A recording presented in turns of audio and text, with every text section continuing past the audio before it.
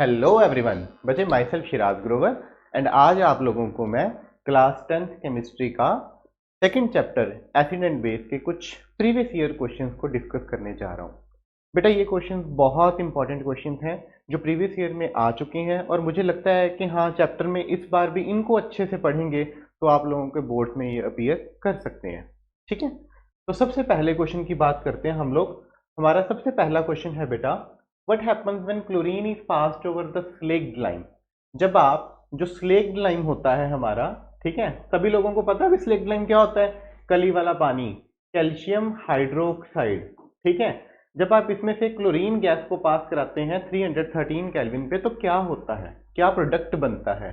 ठीक है, आप मुझे उसकी केमिकल रिएक्शन देखें और उसके जो प्रोडक्ट हैं उसके दो यूजेस बताएं। तो सबसे पहले बेटा जी, स्लेक्ड लाइम क्या बेटा? Slaked lime. इसका दूसरा नाम है लाइम वाटर, तो हम लोग इसको लाइम वाटर भी लिखते हैं। ठीक है, ये कैल्शियम हाइड्रोक्साइड भी होता है। क्या होता है? Calcium hydroxide. ठीक है, जब स्लेक्ड लाइम में आप लोग क्लोरीन गैस को पास कराते हैं तो आपके पास बहुत बढ़िया कंपाउंड कैल्शियम ऑक्सीक्लोराइड बनता है। ठीक है, जिसको हम लोग ब्लीचिंग पाउडर भी बोलते हैं। क्या बोलते हैं बेटा? Bleaching powder. साथ में वाटर बनता है। क्लियर है? तो इसकी अगर केमिकल रिएक्शन लिखनी हो, CaOH ट्वाइस प्लस Cl2, जो प्रोडक्ट बनता है CaOCl2 साथ में वाटर। अब जो उसने कहा इस रिएक्शन में प्रोडक्ट बन रहा है हमारे पास, मुझे उसके दो यूजेस बताने हैं।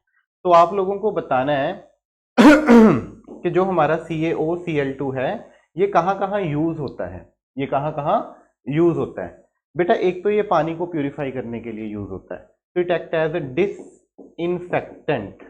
डिसइंफेक्टेंट, क्लियर है?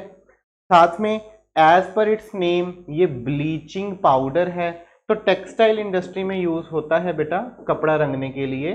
ठीक है, टेक्सटाइल इंडस्ट्री में यूज होता है। आप लोग इसको, जितने हम लोग डिफरेंट डिफरेंट कलर्स के क्लोथ्स पहनते हैं उन क्लोथ्स को रंग देने के लिए यूज होता है। ठीक है, नेक्स्ट बेटा हमारा जो सबसे इंपॉर्टेंट क्वेश्चन है, वाटर ऑफ क्रिस्टलाइजेशन। बच्चों को ये पता होता है वाटर ऑफ क्रिस्टलाइजेशन क्या है, पर डेफिनेशन नहीं अच्छे से आती। हम लोग वाटर ऑफ क्रिस्टलाइजेशन को क्या कहेंगे? जब बेटा आपके पास कोई भी सॉल्ट के साथ कुछ वाटर मॉलिक्यूल्स अटैच्ड हों, कुछ वाटर मॉलिक्यूल्स लगे हों, हम लोग उसको कहते हैं वाटर ऑफ क्रिस्टलाइजेशन। ठीक है, when certain number of hydrated water molecules are attached to some salts। ठीक है, कुछ सॉल्ट्स के साथ कुछ certain number of hydrated water molecules जब जुड़े हों, जब अटैच्ड हों, ठीक है तो हम लोग उसको क्या कहते हैं? Water of crystallization is known as water of crystallization. ठीक है, अब वाटर ऑफ क्रिस्टलाइजेशन जैसे मैं बात करूं कॉपर सल्फेट की, तो कॉपर के साथ हमेशा 5 वाटर मॉलिक्यूल्स जुड़े होते हैं। अगर मैं बात करूं आयरन सल्फेट की FeSO4, इसके साथ 7 वाटर मॉलिक्यूल्स जुड़े होते हैं। अगर मैं वॉशिंग सोडा की बात करूं तो वॉशिंग सोडा होता है हमारा सोडियम कार्बोनेट डेकाहाइड्रेट। ठीक है, इसके साथ 10 वाटर मॉलिक्यूल्स जुड़े होते हैं। अगर मैं बात करूं POP की, तो कैल्शियम सल्फेट, इसके साथ आधा वाटर मॉलिक्यूल जुड़ा होता है।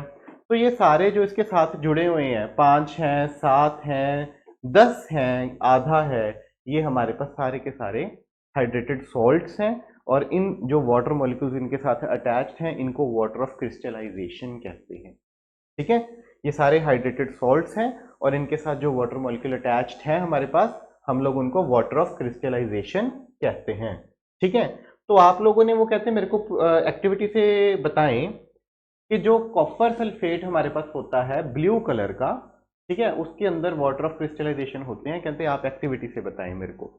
तो बेटा इसकी एक्टिविटी में हम लोग क्या करते होते हैं, 3 कंटेनर्स लेते हैं जिनमें हम लोग कॉपर सल्फेट डालते हैं। पहला कंटेनर आपने ले लिया जिसमें आपने कॉपर सल्फेट डाला, ठीक है। और जो कॉपर सल्फेट होता है बेटा जी वो ब्लू कलर का ही होता है। ठीक है, आप लोग इसको याद रख लें कि जो आपका कॉपर सल्फेट होता है वो सारा का सारा कौन सा होता है, ब्लू कलर का। मैंने बेटा इसमें कॉपर सल्फेट डाला, ठीक है, और नीचे से मैं इसको क्या करूंगा बेटा, हीट करना शुरू कर दूंगा। जब मैं नीचे से इसको फ्लेम्स दूंगा, जब मैं नीचे से इसको हीट करना शुरू करूंगा तो धीरे धीरे जो इसका ब्लू कलर है वो वाइट में कन्वर्ट होता जाएगा। क्यों कन्वर्ट होता जाएगा वाइट में, ये सारा ब्लू से किस में कन्वर्ट हो जाएगा, वाइट में। क्यों हो जाएगा बेटा, क्योंकि पहले तो मेरे पास ये था CuSO4.5H2O, ठीक है। जब इसको मैंने हीट कर दिया, क्या कर दिया, हीट कर दिया, तो ये अकेला CuSO4 रह गया। क्या रह गया, CuSO4। तो जो व्हाइट सारा बच गया मेरे पास यहाँ, ये CuSO4 है। आप अगेन ऊपर से क्या करो बेटा जी, पानी डाल दो, ठीक है, आप अगेन ऊपर से क्या कर दो, पानी डाल दो। तो फिर अगली टेस्ट ट्यूब में इसी को अगर हम डालेंगे तो ये सारा का सारा क्या होगा बेटा जी, ब्लू होगा। क्लियर है। तो ब्लू कलर का पहले था, क्यों, क्योंकि उसमें 5 वाटर मॉलिक्यूल्स लगे हुए थे। आपने इसको हीट कर दिया तो उसके वो पांचों उड़ गए, इवेपोरेट हो गए, तो वो कौन सा बन गया, वाइट। ठीक है, अब फिर अगर आपने उसमें पानी डाल दिया तो व्हाइट से अगेन किस में कन्वर्ट हो गया बेटा जी, ब्लू में। अब इसके पास दोबारा फिर वो 5 वाटर मॉलिक्यूल्स जो हैं वो आकर जुड़ गए। क्लियर है। तो पांचों के जुड़ने के कारण जो ये है हमारे पास अब फिर से क्या हो गया, ब्लू हो गया। ठीक है, तो ये एक एक्टिविटी से आप लोग इसको जस्टिफाई कर सकते हैं। नेक्स्ट क्वेश्चन देखो बेटा, वॉशिंग सोडा का केमिकल फॉर्मूला बताओ और बेकिंग सोडा का केमिकल फॉर्मूला बताओ। तो जो बेटा हमारा वॉशिंग सोडा होता है, ठीक है, इसका जो फॉर्मूला है हमारे पास सोडियम कार्बोनेट डेका हाइड्रेट। ठीक है, इसमें 10 वाटर मॉलिक्यूल्स जुड़े होते हैं। ठीक है, और जो बेकिंग सोडा होता है हमारा, जिसको आप लोग पंजाबी में मिठा सोडा बोलते हैं, इसका फॉर्मूला होता है NaHCO3, सोडियम हाइड्रोजन कार्बोनेट या सोडियम बाइकार्बोनेट। ठीक है, इन दोनों में से कौन सा हम लोग एंटासिड्स के तौर पे खा लेते हैं भी, हमें अगर एसिडिटी हो तो उस एसिडिटी को रिमूव करने के लिए। भी बड़ी सिंपल सी बात है, कपड़े धोने वाला सर्फ कौन खाता है, कभी सुना है। ठीक है, बेकिंग सोडा को पंजाबी में बोलते हैं बेटा जी मिठा सोडा। ठीक है, मिठा सोडा हम लोग हमारे घर पे जब इडली सांभर डोसा वगैरह कुछ बनाते हैं तो आप लोग उसमें डाल लेते हैं, पकौड़े वगैरह बनाते हैं घर पे तब भी डाल देते हैं। ठीक है, दूध ना फटे तो दूध में भी डाल देते हैं। तो जो खाने वाली चीज़ें हैं जिसको हम लोग डाल सकते हैं तो इसका ठीक है, ये मीठा सोडा होता है हमारे पास, जिसको हम लोग क्या कहते हैं, बेकिंग सोडा कहते हैं। ठीक है, तो मीठा सोडा ही हम लोग यूज करते हैं इंग्रेडिएंट्स में। अब क्यों डालते हैं, क्योंकि ये खुद कौन से नेचर का है बेटा जी, बेसिक नेचर का है। जब मैं ज्यादा खाऊंगा, ठीक है, आपके घर पे हर रोज पकौड़े नहीं बनते हैं, जब आपके मान लो रेनी डेज चल रहे होते हैं, आप लोग घर पे बना लेते हैं। ठीक है, तो उस समय हम लोग जितनी हमारी कैपेसिटी होती है उससे फिर भी टेस्ट टेस्ट में ज़्यादा खा लेते हैं। या कहीं आप लोग शादी पे गए हो तो उस समय क्या होता है कि आप लोग सारी डिशेस का टेस्ट लेने के लिए जितनी अपनी कैपेसिटी होती है उससे थोड़ा बहुत ज़्यादा खा लेते हैं, जिसके कारण अगले दिन हमारे पेट में एसिडिटी हो जाती है, यूजुअली हो जाती है।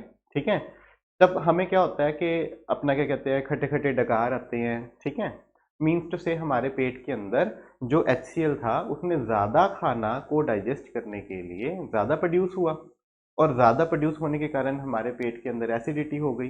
ठीक है, जिससे सर भारी वगैरह रहने शुरू हो जाता है। तो आप लोग क्या करें, उस समय मीठा सोडा जो है वो खा सकते हैं। ठीक है, तो हम लोग इसको एंटासिड के तौर पर, ऐसी एंटासिड्स क्या होती हैं, मेडिसिन होती हैं वैसे तो, टू रिमूव, टू रिलीफ, ठीक है, to what we can say, to get relief from acidity. Acidity से रिलीफ लेने के लिए हम लोग जो मेडिसिन खा लेते हैं हम लोग उनको एंटासिड्स कहते हैं। ठीक है, तो ये हमारे स्टमक को रिलीफ कैसे देती हैं कि जो एसिड हमारे पेट में ज़्यादा बना था उससे ये मीठा सोडा जो कि खुद बेसिक नेचर का होता है, ये रिएक्ट कर कर जो नॉर्मल सॉल्ट्स बना लेते हैं, न्यूट्रल सॉल्ट्स बना लेते हैं। ठीक है, साथ में तो वाटर ही बनता है। मीन्स टू से कि न्यूट्रलाइजेशन रिएक्शन हो जाती है। क्या हो जाती है बेटा जी, न्यूट्रलाइजेशन रिएक्शन हो जाती है। ठीक है, जिसके कारण हमें एसिडिटी से रिलीफ मिल जाता है क्योंकि ये बेसिक नेचर का है। ठीक है, अल्केलाइन नेचर का है, बेसिक नेचर का है। ठीक है, नेक्स्ट क्वेश्चन देखो बेटा, बेकिंग पाउडर क्या होता है? मेरे प्रीवियस वीडियो में अच्छे से क्लियर किया था आप लोगों को। जो बेटा जी बेकिंग पाउडर है, आप लोग इसको याद रख लें, P for powder, P for plural, P for powder, P for plural. ठीक है, तो बेकिंग पाउडर के अंदर दो चीजें होती हैं। एक तो होता है बेटा जी बेकिंग सोडा। क्या होता है? Baking soda. साथ ही इसमें होता है टार्टैरिक एसिड। ठीक है, अब ये बेस है, ये क्या है? सॉल्ट है, सॉरी बेस, और ये वाला हमारा क्या है बेटा जी? एसिड है। क्या है? एसिड है। ठीक है, तो बेस जब एसिड से रिएक्ट करेगा तो न्यूट्रल सॉल्ट बनाएगा। क्या बनाएगा? न्यूट्रल सॉल्ट बनाएगा। तभी हम लोग बेकिंग पाउडर को केक को सॉफ्ट और स्पंजी बनाने के लिए यूज करते हैं। पर कब बनाएगा? जब मैं इसको क्या करूंगा बेटा जी? हीट करूंगा। क्या करूंगा?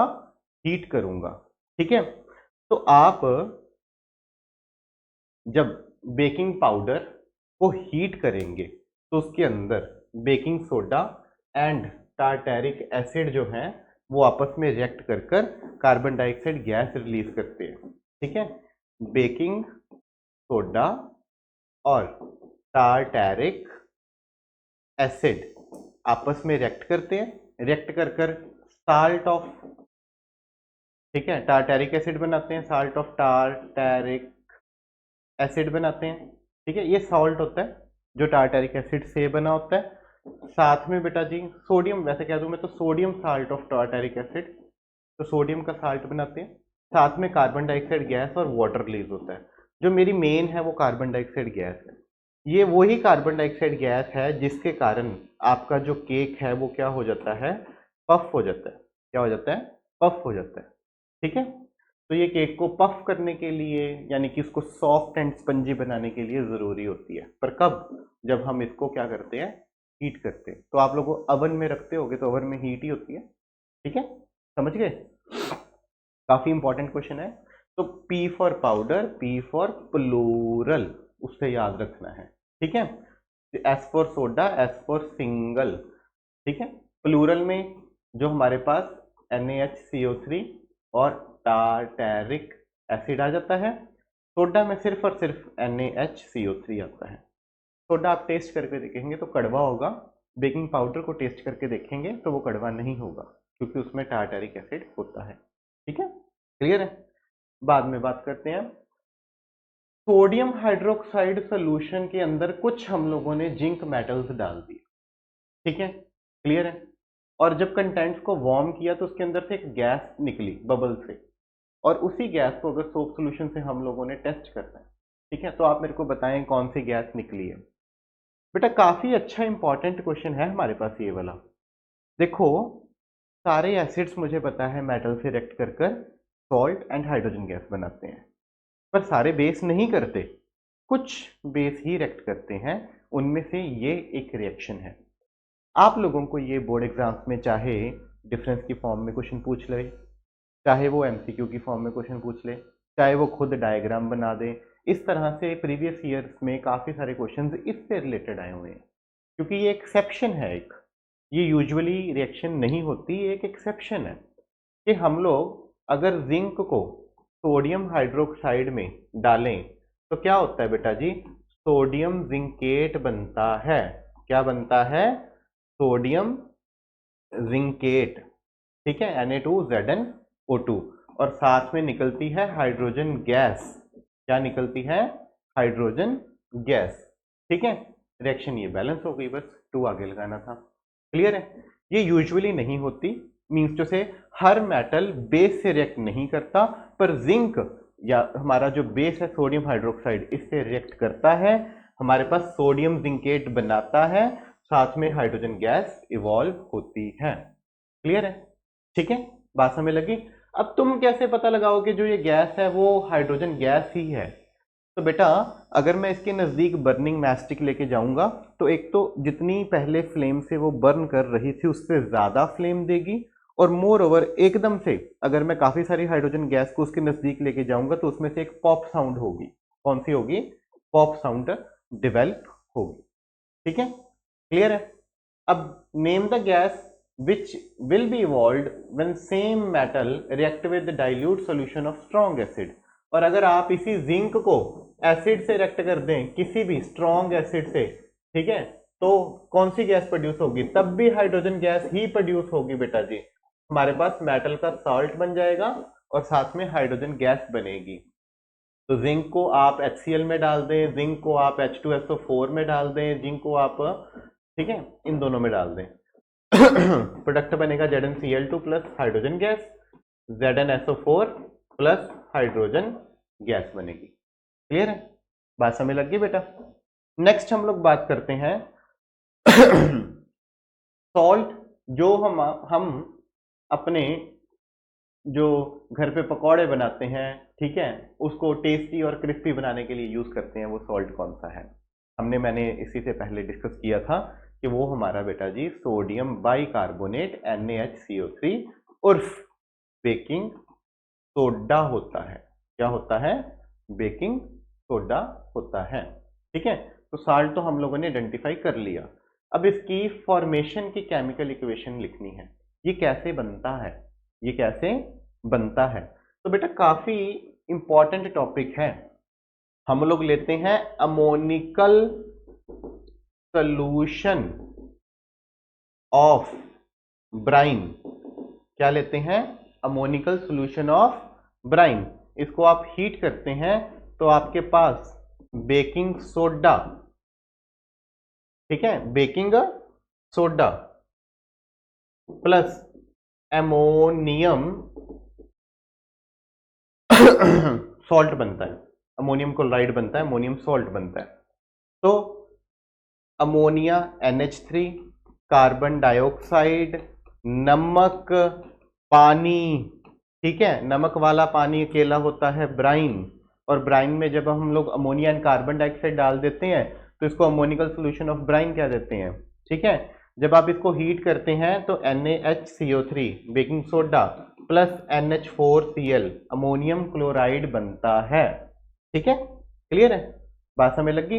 अब इसके कहते हैं दो यूजेस बताओ कहाँ हम लोग इसको यूज करते हैं। तो बेटा बेकिंग सोडा को केक पफ करने के लिए, पेस्ट्रीज में हम लोग यूज करते हैं, एंट एसिड के तौर पर हम लोग इसको यूज करते हैं। ऐसी दवाई जो हमें रेमेडी देती है, जो हमें सुकून देती है जब हमें एसिडिटी हो जाती है। ठीक है, तो एंट एसिड्स के तौर पे हम लोग इसको यूज करते हैं। नेक्स्ट क्वेश्चन है मेरा बेटा, हमारे पास एक्वस सॉल्यूशन ऑफ एसिड जो होता है वो इलेक्ट्रिसिटी कंडक्ट कर देता है। क्यों? तो क्योंकि उसके अंदर H पॉजिटिव आयंस मिलते हैं हमें। कब? जब वो एक्वस स्टेट में होता है। गैसियस स्टेट और सॉलिड स्टेट में वो H पॉजिटिव आयंस रिलीज नहीं करता, इसलिए वो इलेक्ट्रिसिटी कंडक्ट नहीं करता। ठीक है, कंसंट्रेशन ऑफ हाइड्रोनियम आयंस कैसे चेंज होती है जब हम एक एसिड को डाइल्यूट करते हैं। जब किसी भी एसिड को डाइल्यूट किया जाता है तो उसके अंदर हाइड्रोनियम आयन की कंसंट्रेशन डिक्रीज होती है। क्या होती है? डिक्रीज होती है। ठीक है, अब कंसंट्रेटेड और डाइल्यूट HCl की पीएच ज्यादा किसकी होगी? पीएच ज्यादा किसकी होगी? तो जो एसिड जितना ज्यादा कंसंट्रेटेड होता है उसकी पीएच उतनी ही कम होती है, उसकी पीएच उतनी ही कम होती है। तो कंसंट्रेटेड एसिड की जो पीएच है वो क्या होगी? लो होगी। और डाइल्यूट एसिड की जो पीएच है वो क्या होगी? हाई होगी। क्लियर है? जब हम एसिड को किससे डालेंगे? सोडियम कार्बोनेट से रिएक्ट करवाएंगे, तब कौन सी गैस पैदा होगी? और अगर हम उसी एसिड को जिंक से रिएक्ट करवाएंगे तब कौन सी गैस पैदा होगी? तो सोडियम कार्बोनेट से रिएक्ट करवाओगे Na2CO3 से, एसिड हमें उन्होंने कहा है HCl लेना है, तो हमारे पास क्या हो जाएगा? नमक बन जाएगा, कार्बन डाइऑक्साइड गैस बन जाएगी और पानी बन जाएगा। तो जो कार्बन डाइऑक्साइड गैस है वो रिलीज होगी। और दूसरे नंबर पे अगर हम लोग जिंक को HCl के अंदर डालेंगे तो जिंक क्लोराइड बन जाएगा, साथ में हाइड्रोजन गैस इवॉल्व होगी। मेटल एसिड से रिएक्ट कर ऑलवेज हाइड्रोजन गैस देता है। पर कौन से मेटल?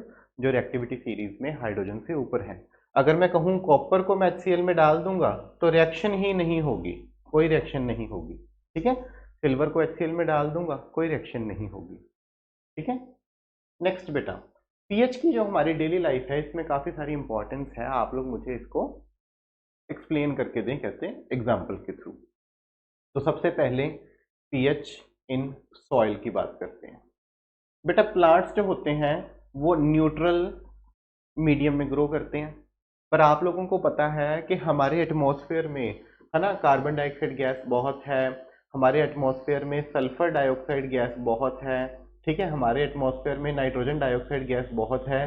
तो जब बारिश होती है तब बेटा जी ये वाटर से रिएक्ट कर कर एसिड्स बना लेते हैं, ठीक है, कार्बन डाइऑक्साइड कार्बोनिक एसिड बना लेता है, sulphur dioxide gas sulphurous acid बना लेती है, nitrogen dioxide gas nitric acid बना लेता है, ठीक है। तो जब ये एसिड्स रेन की फॉर्म में सॉइल के ऊपर आकर गिरेंगे, जब ये एसिड्स रेन की फॉर्म में सॉइल के ऊपर आकर गिरेंगे तो वो जो मिट्टी होती है उस सॉइल को ये क्या कर देते हैं, ये उस सॉइल को एसिडिक बना देते हैं। क्या बना देते हैं? एसिडिक बना देते हैं, ठीक है। तो जिसके कारण प्लांट्स अच्छे से सरवाइव नहीं कर पाते, ग्रो नहीं कर पाते। तो हम लोग उस एसिडिक सॉइल को न्यूट्रल करने के लिए उसके अंदर क्विकलाइम, स्लेग्ड-लाइम, ठीक है, या मार्बल डाल देते हैं। क्विकलाइम, स्लेग्ड-लाइम या मार्बल डाल देते हैं, ठीक है। क्विकलाइम हमारा कैल्शियम ऑक्साइड होता है, कैल्शियम ऑक्साइड होता है।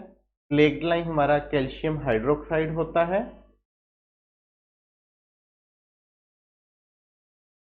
और ये हमारा कैल्शियम कार्बोनेट होता है, ठीक है। तो हम ये तीनों बेस जो होते हैं ये सॉइल के अंदर डाल देते हैं ताकि उसकी एसिडिटी न्यूट्रल हो सके। तो हमारा सबसे जो पहला था वो तो ये था, ठीक है। दूसरे की हम लोग बात करते हैं बेटा कि हमारे टूथ जो होते हैं वो भी डिके होना स्टार्ट हो जाते हैं जब हम लोग एक्सेस स्वीट्स खाते हैं, ठीक है। तो पीएच इन टूथ डिके, इन टूथ डिके, ठीक है।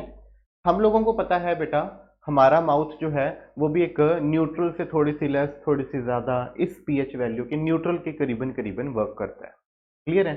पर आप लोग क्या होता है जब ज़्यादा खा लेते हैं, ठीक है, स्वीट्स खा लेते हैं, मीठा ज़्यादा खा लेते हैं और ब्रश वगैरह नहीं करते, तो माउथ के अंदर लैक्टिक एसिड बनना शुरू हो जाता है। कौन सा बनना शुरू हो जाता है? Lactic acid. अब वो एसिड है तो वो पीएच जो माउथ की होती है जब 5.5 से बिलो हो जाएगी, जब 5.5 से बिलो हो जाएगी तब जो हमारे टीथ हैं जो कैल्शियम और फास्फोरस के बने हुए हैं इनको खराब करना शुरू कर देता है, ठीक है। तो इसीलिए हम लोग क्या यूज करते हैं? टूथ पेस्ट यूज करते हैं जो बेसिक नेचर की होती है, ठीक है। तो वो जो एसिड हमारे माउथ के अंदर होता है उसको न्यूट्रलाइज कर देती है और हमारे टीथ जो हैं वो बच जाते हैं, ठीक है। तो थर्ड वन इज जो हम लोगों ने अभी बात करी थी कि खाने के अंदर हम लोग मीठा सोडा डालते हैं, सोडियम बाइकार्बोनेट डालते हैं, ठीक है। क्यों बेटा जी? क्योंकि जब हम ज़्यादा खा लेते हैं, एक्सेस हम लोग खा लेते हैं, एक्सेस ईटिंग करने से जो हमारा स्टमक होता है इसके अंदर एसिडिटी हो जाती है, ठीक है। एसिडिटी के कारण हमें पेट में छाले होने का, अल्सर होने का भी डर रहता है, ठीक है। एसिडिटी होने के कारण जो पेट है उसके अंदर, स्टमक है उसके अंदर दर्द होना शुरू हो जाता है, स्टमक केक हो जाता है, ठीक है। तो जब स्टमक केक होना शुरू हो जाता है, पेन करना शुरू कर जाता है, तो हम लोग चाहते हैं कि कुछ ऐसी चीज़, ऐसी दवाई ले लें जिससे वो बंद हो जाए, जिससे हमें राहत मिल जाए। तो हम लोग उसके लिए सोडियम बाइकार्बोनेट यानी कि बेकिंग सोडा का यूज़ करते हैं, ठीक है। तो जो घटी हुई पीएच होती है उसको ये इंक्रीज कर देता है, न्यूट्रल ले आता है, ठीक है, क्लियर है। और भी काफ़ी सारे यूजेस हैं बट आपको पेपर में करने के लिए इतने से बहुत है। आप इसको अगर अच्छे से लिखाएंगे तो आपके डेफिनेटली मार्क्स जो हैं वो भी अच्छे से आ जाएंगे, ठीक है। नेक्स्ट है बेटा, फेनोप्थलीन का कलर सोप सोल्यूशन में कौन सा होता है? तो वो किस सोप में कौन सा होता है बेटा जी? पिंक, ठीक है, क्योंकि सोप क्या है? एक बेस है, ठीक है। क्लोर अल्कली प्रोसेस का बाय प्रोडक्ट वो बताएं जो ब्लीचिंग पाउडर को बनाने के लिए यूज किया जाता है। ब्लीचिंग पाउडर CaOCl2 बनाने के लिए, CaOCl2 बनाने के लिए मुझे क्लोर अल्कली प्रोसेस का वो प्रोडक्ट बताएं, ठीक है, जो यूज किया जाता है। तो सबसे पहले आप लोगों को क्लोरोअल्कली प्रोसेस पता होना चाहिए। तो जब हम बेटा जी ब्राइन, मैंने आपको पिछली थोड़े समय पहले बताया ब्राइन क्या होता है। जब हम ब्राइन की इलेक्ट्रोलाइसिस करते हैं, क्या करते हैं, इलेक्ट्रोलाइसिस करते हैं, तब हमारे पास, ठीक है, जो प्रोडक्ट बनता है वो NaOH, Cl2 और हाइड्रोजन गैस बनती है। ब्राइन क्या होती है, नमक वाला पानी। ब्राइन क्या होता है, नमक वाला पानी। तो इसमें से मुझे ब्लीचिंग पाउडर बनाने के लिए क्लोरीन का यूज करना होता है। क्यों? क्योंकि जब मैं स्लेग्ड लाइम में, किसमें बेटा जी, स्लेग्ड लाइम में क्लोरीन गैस पास कराता हूं, तब मेरे पास ब्लीचिंग पाउडर और वाटर बनता है। ठीक है, तब मेरे पास ब्लीचिंग पाउडर और वाटर बनता है। अब यूनिवर्सल इंडिकेटर क्या होता है बेटा, आपके पास जितने भी इंडिकेटर्स हैं, लिटमस है, मिथाइल ऑरेंज है, फेनोप्थलीन है, जो नेचुरल इंडिकेटर्स भी हैं, ठीक है, जैसे अपना हिबिस्कस का रस है, ठीक है, एक्सट्रैक्ट ऑफ हिबिस्कस है, या कोई भी और जितने भी आपके पास टर्मरिक है इंडिकेटर्स हैं, कुछ पत्ते होते हैं हम लोग उनको निचोड़ के उनका रस निकाल लेते हैं, ये सारों का mixture, it's a mixture of all type of indicators, तो हम लोग उसको क्या कह देते हैं, यूनिवर्सल इंडिकेटर। तो universal indicator is a mixture of all indicators available to us. ठीक है, एक इसका यूज बस बताएं, तो यूनिवर्सल इंडिकेटर हमें एक पीएच वैल्यू, हमें एक कलर डेवलप करके देता है, जिसको हम पीएच चार्ट से कंपेयर करके बता देते हैं कि ये कितना ज़्यादा स्ट्रॉन्ग एसिड है, कितना वो माइल्ड एसिड है, या ये न्यूट्रल है, या माइल्ड बेस है, या ये स्ट्रॉन्ग बेस है। तो हमें ये एक कलर डेवलप करके देता है, उस कलर से हम लोग इसको देख के बता देते हैं कि हमारा जो सब्सटेंस है वो कितना का ज़्यादा हमारे लिए हार्मफुल है, कितना का ज़्यादा या कितना का कम हमारे लिए हार्मफुल है। ठीक है, उसके बाद सोल्यूशन ने पिंक कलर देता है जब हम लोग फेनोप्थलीन में डालते हैं। तो फेनोप्थलीन में सोल्यूशन ए ऑब्वियसली कौन होगा बेटा जी, बेस होगा। ठीक है, सोल्यूशन बी जो होता है वो मिथाइल ऑरेंज को रेड कर देता है। ठीक है, मिथाइल ऑरेंज को क्या कर देता है, रेड। तो ऑब्वियसली वो क्या होगा, एसिड होगा। क्लियर है? तो आप बताएं ए और बी, इन दोनों में से पीएच ज्यादा किसकी होगी, तो ज्यादा पीएच किसकी होती है, बेस की होती है। तो बेस वाला कौन सा है, ए वाला। कौन सा है, ए वाला। एक साल्ट बताएं जिसका सोल्यूशन, उसकी पीएच वैल्यू 7 से ज्यादा है, ठीक है, और एक साल्ट बताएं जिसकी पीएच वैल्यू 7 से कम है। हमें उसने सॉल्ट कहा, तो मैं सॉल्ट की कैटेगरी में जिसकी पीएच वैल्यू 7 से ज्यादा है मैं उसको कहूंगा बेसिक सॉल्ट। क्या कहूंगा, बेसिक सॉल्ट। और जिसकी पीएच वैल्यू 7 से कम है मैं उसको कहूंगा एसिडिक सॉल्ट। ठीक है, basic salt has pH more than, has pH more than 7, और एसिडिक सॉल्ट जो होगा हैज पीएच लेस देन 7। तो बेसिक सॉल्ट जो हमारे पास होता है जिसकी पीएच वैल्यू 7 से ज़्यादा है, आप सोडियम कार्बोनेट ले सकते हैं Na2CO3, आप NaHCO3 ले सकते हैं। ठीक है, मीन्स टू से आप एक कोई भी तकड़ा मेटल और साथ में कार्बोनिक एसिड से कार्बन डाइऑक्साइड वाला कार्बोनेट ले लें तो आपके पास बेसिक ही सॉल्ट आएगा।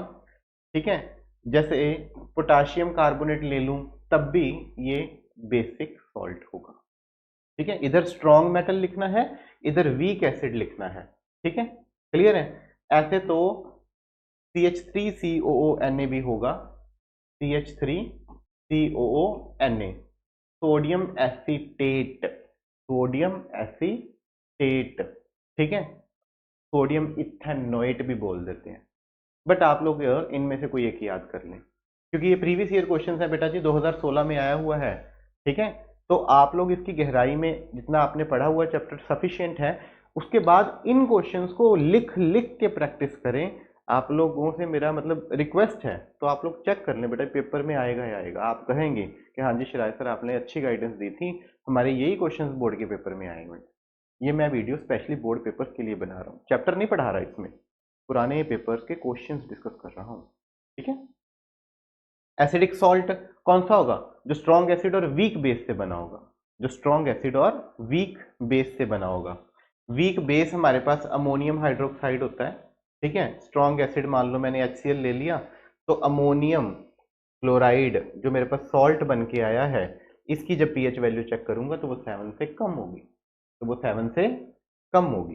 ठीक है, अमोनियम हाइड्रोक्साइड की जो पीएच वैल्यू है वो 7 से क्या होगी, कम होगी।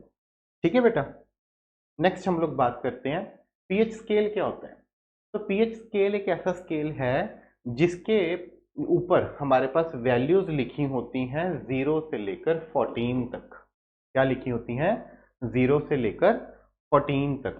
ठीक है, और आप लोगों को मैं बता दूं कि इस स्केल में हमारे पास जैसे जैसे हम इधर साइड आते जाएंगे हमारी वैल्यू 7 से कम आती जाएंगी, वैसे वैसे हमारे पास H पॉजिटिव आयन की जो कंसंट्रेशन है वो इंक्रीज होती जाएगी। ठीक है, जो कंसंट्रेशन है वो इंक्रीज होती जाएगी। ठीक है, और जब हम लोग आगे आगे बढ़ते जाएंगे तो इस तरफ हमारी जो है वो OH नेगेटिव आयन की कंसंट्रेशन इंक्रीज होती जाएगी। ठीक है, ये इंक्रीज होती जाएगी। जैसे मैं बात करूं तो मेरे पास पीएच वैल्यू 14 है, तो इसमें OH नेगेटिव आयंस बहुत ज़्यादा होंगे। अगर मेरे पास पीएच वैल्यू 1 है, 0 है, तो इसके पास H पॉजिटिव आयंस बहुत ज़्यादा होंगे। ठीक है, तो mention the pH of acidic, basic and neutral solutions respectively. तो जो एसिडिक सॉल्यूशंस होते हैं इनकी पीएच वैल्यू जो होती है वो लेस देन 7 होती है। ठीक है, जो न्यूट्रल होता है उसकी पीएच वैल्यू इक्वल टू 7 होती है, और जो बेसिक होता है उसकी जो पीएच वैल्यू है वो ग्रेटर देन 7 होती है। आप ऐसे कह लें ये 0 से लेकर 7 के बीच में है, ये इक्वल टू 7 है, ये 7 से लेकर 14 के बीच में है। क्लियर है, बात समझ लग गई बेटा। नेक्स्ट हम लोग बात करते हैं ऑल्फैक्टरी इंडिकेटर्स के बारे में। तो ऑल्फैक्टरी इंडिकेटर्स क्या होते हैं बेटा?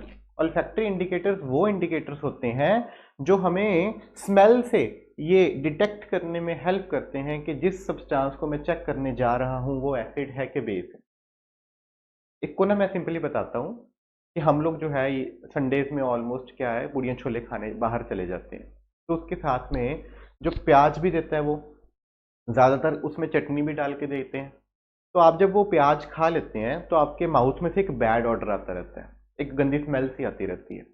अब उसके अंदर वो चटनी भी डाली होती है, उसने चटनी खट्टी होती है, फिर भी आपके माउथ की जो स्मेल है वो आती रहती है। आपके माउथ की स्मेल खत्म नहीं होती है, चटनी डालने से वो माउथ की स्मेल खत्म नहीं होती है, वो सिर्फ आपको एक फ्लेवर देने के लिए उसने की होती है।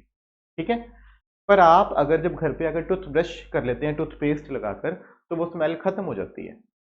मतलब ऑल्फैक्टरी इंडिकेटर में अगर मैं अनियन की बात करूं, किसकी बात करूं, अनियन एक्सट्रैक्ट की बात करूं, प्याज के रस की बात करूं, ठीक है, तो अनियन एक्सट्रैक्ट मेरे पास एक ऑल्फैक्टरी इंडिकेटर है जिसकी स्मेल एसिड में तो आती ही रहती है पर इसकी स्मेल बेस में डिस्ट्रॉय हो जाती है। तो अगर मेरे पास दो सॉल्यूशंस दिए गए हैं, मुझे बताया गया है कि एक एसिड एक बेस है, तुमने चेक करना है अनियन से, तो मैं दोनों को अनियन के अंदर डाल दूंगा। ठीक है, जिसमें अनियन की स्मेल खत्म हो जाएगी वो बेसिक होगा, और जिसमें अनियन की स्मेल आती जाएगी वो एसिडिक ही रहेगा। ठीक है, जिसमें अनियन की स्मेल आती जाएगी वो एसिडिक ही रहेगा, जिसमें अनियन की स्मेल खत्म हो जाएगी वो कौन होएगा, बेसिक। ठीक है, क्लियर है। बाद में हम बात करें action of dilute hydrochloric acid on the following chemical. इन सभी मेटल से या जो हमें कंपाउंड्स दिए गए हैं इनके ऊपर हमने HCl का इफेक्ट देखना है और उसकी केमिकल इक्वेशन लिखनी है। मैग्नीशियम को आप HCl में डालेंगे तो मैग्नीशियम क्लोराइड बन जाएगा, साथ में हाइड्रोजन गैस बन जाएगी। मैंने आपको बताया कि मेटल्स को हम लोग जब क्या करते हैं एसिड्स में डालते हैं, ठीक है जी, तो ऑब्वियसली जो मेटल्स होते हैं ये हाइड्रोजन गैस देते हैं। क्या देते हैं, हाइड्रोजन गैस देते हैं। ठीक है, मैग्नीशियम एक ही है, एक ही रहेगा, हाइड्रोजन दो थी तो दो लगा दी, क्लोरीन दो है दो लगा दी। सोडियम हाइड्रोक्साइड बेस है, आप बेस में एसिड डालेंगे तो सॉल्ट बनेगा और साथ में वाटर बनेगा। क्लियर है। Crushed egg shells, egg shells होते हैं कैल्शियम कार्बोनेट हमारा, इसके अंदर आप HCl डालें, ये क्या है, ये एक बेसिक सॉल्ट है। क्यों, क्योंकि ये स्ट्रॉन्ग मेटल और वीक एसिड से बना हुआ है। ठीक है, वीक एसिड के कार्बोनेट से बना हुआ है, ये एक बेसिक सॉल्ट है। आप इसमें HCl डालेंगे, ठीक है, तो आपके पास कैल्शियम क्लोराइड बनेगा, साथ में वाटर बनेगा और कार्बन डाइऑक्साइड गैस रिलीज होगी। ठीक है, साथ में कार्बन डाइऑक्साइड गैस रिलीज होगी। Blue colours of copper sulphate on heating 2015 में दोबारा आ गया। कॉपर सल्फेट का मैंने बताया था कि कॉपर सल्फेट के साथ 5 वाटर मॉलिक्यूल्स एसोसिएटेड होते हैं, तभी ये कौन से कलर का होता है, ब्लू कलर का। ठीक है, समझ गए बेटा। तो आप जब इसको हीट कर देंगे तो इसमें से वो 5 वाटर मॉलिक्यूल्स जो हैं वो रिमूव हो जाएंगे, सिर्फ और सिर्फ कॉपर सल्फेट रह जाएगा। ठीक है, वो 5 जो हैं वो क्या हो जाएंगे, रिमूव हो जाएंगे। क्लियर है, तो सिर्फ और सिर्फ कॉपर सल्फेट रह जाएगा। दोबारा फिर पानी डाल देंगे तो वो 5 अगेन फिर वापस आ जाएंगे, साथ में 5 वाटर मॉलिक्यूल्स लग जाएंगे। ठीक है, क्लियर है। अब उसके बाद वो हमारे से बात करता है क्वेश्चन में, तो वो कहता है हम लोगों को blue colour of copper sulphate जो सब्सटेंस है उसको हीट करेंगे, ठीक है, उसका जो कलर है वो चेंज हो जाता है। कुछ समय बाद उसका कलर दोबारा आ जाता है जब उसको ठंडा करते हैं। ये काम वो कहते हैं क्लोज्ड टेस्ट ट्यूब में कर रहे हैं। तो हम लोगों ने एक टेस्ट ट्यूब के अंदर ये काम किया, उस टेस्ट ट्यूब के अंदर आप लोगों ने ढक्कन लगा रखा था, कॉर्क से उसको बंद कर रखा था। तो जब आपने इसको नीचे से हीट किया तो कुछ समय के लिए वाटर वेपर्स जो थे वो यहाँ आ जाएंगे। ठीक है, क्लियर है। जब वो ठंडा हो जाएगा तो वाटर वेपर्स फिर नीचे चले जाएंगे। तो पहले कुछ समय के लिए उसका कलर चेंज हो गया था, दोबारा फिर उसका कलर रीगेन हो जाएगा। तो name the substance and right the formula. Blue colour का बेटा जी कॉपर सल्फेट ही होता है, CuSO4.5H2O।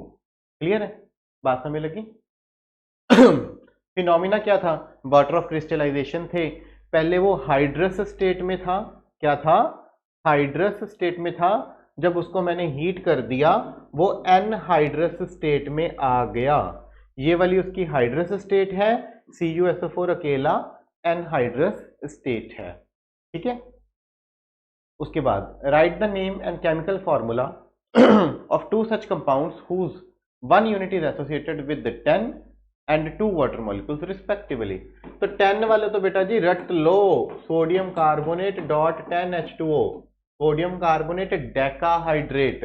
कौन होता है, वॉशिंग सोडा। कौन होता है, वॉशिंग सोडा। और जिसमें 2 लगे होते हैं CaSO4.2H2O, जिप्सम। जिप्सम, क्लियर है। पीओपी के बाद जिप्सम बनता है। मेरी प्रीवियस वीडियो में पीओपी के बारे में अच्छे से डिस्कस किया था। ठीक है, वो कहते तुम लोगों को मैग्नीशियम रिबन दिया गया है, सल्फर दिया गया है, तुमने एक एक्टिविटी करनी है, metal oxides are basic and oxides of non metals are acidic in nature, मुझे बताने के लिए।